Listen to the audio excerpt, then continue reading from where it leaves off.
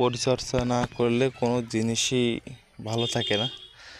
আপনি একটা দা ফেলে রাখবেন, যত্ন নেবেন না, কিছুদিন পর মরিচা ধরে নষ্ট হয়ে যাবে। সেরকম সব কিছু সব ক্ষেত্রেই যত্ন না নিলে আপনার হবে না, পরিশ্রম করা লাগবে। আসসালামু আলাইকুম, আশা করি সকলে ভালো আছেন। আলহামদুলিল্লাহ, আমিও ভালো আছি। আপনারা যারা আমার ভিডিও নিয়মিত দেখে থাকেন তারা জানেন 2-3 দিন আগে আপনাদের একটা ভিডিও আমি দিছিলাম। সেটা হলো আমার ঘিরে মাছগুলো অক্সিজেন সংকটে বেশ কিছু চিংড়ি মাছ মারা গেছে। মাশাআল্লাহ, এখন পানির অবস্থা ভালো। এখন আল্লাহর রহমতে কোনো সমস্যা নাই।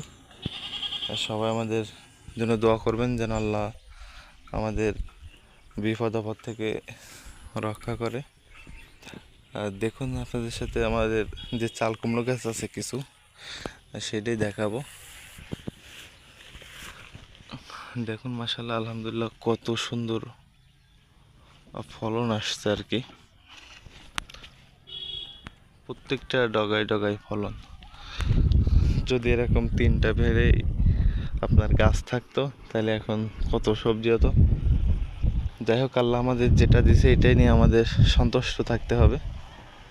আমরা সামনের বার সিজনের শুরুতেই চেষ্টা করব যেন গাছগুলো সেভাবে যত্ন নিতে পারি। আসলে পরিচর্যা না করলে কোনো জিনিসই ভালো থাকে না। আপনি একটা দা ফেলে রাখবেন, যত্ন নেবেন না, কিছুদিন পর মরিচা ধরে নষ্ট হয়ে যাবে। সেরকম সব কিছু সব ক্ষেত্রেই যত্ন না নিলে আপনার হবে না, পরিশ্রম করা লাগবে। আল্লাহ জমিন দিছে, পরিশ্রম করতে হবে সঠিক ফলনের জন্য।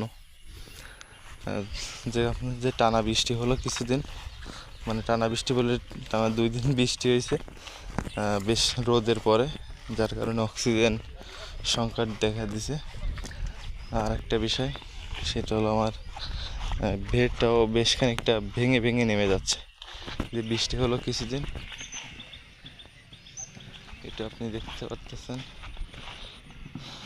এইটাই প্রথমত আপনার খেয়াল করতে হলে সঠিক ভেড়ের পরিচর্যা নিতে হবে আপনার প্রতি বছর, যেটা আমরাও নিয়ে থাকি।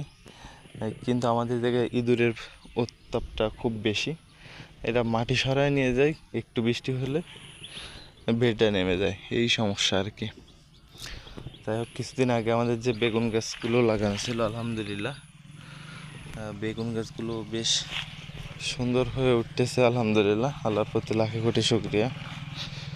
যাই হোক, সব মিলে আলহামদুলিল্লাহ, আজকের ভিডিওটা এই পর্যন্ত। সবাই আমাদের জন্য দোয়া করবেন। আসসালামু আলাইকুম।